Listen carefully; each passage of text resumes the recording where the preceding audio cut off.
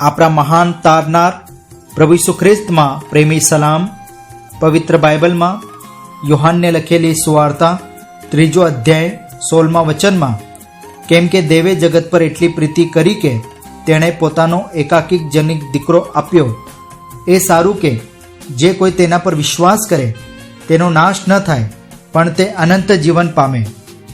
દેવે જે માણસનો નિર્માણ કર્યો એ જ માણસે દેવની વિરુદ્ધ પાપ કર્યું. માણસના પાપના લીધે સમાજમાં ગંદકી વધી રહી છે અને વૃક્ષોને કાપવામાં આવી રહ્યું છે. કંપનીઓ અને વાહનોના લીધે પ્રદૂષણ વધી રહ્યું છે, જે પાપના લીધે થઈ રહ્યું છે.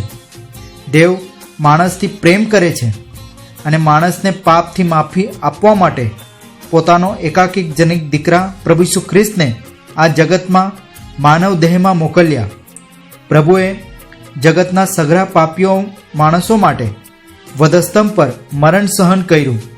જે કોઈ પોતાના પાપોને કબૂલ કરીને પ્રભુને પ્રભુ અને તારનાર સ્વીકાર કરે છે એ તારણ પ્રાપ્ત કરે છે. આ વચન સમજીને આગળ વધવા માટે દેવ આપણને સહાય કરે. આભાર.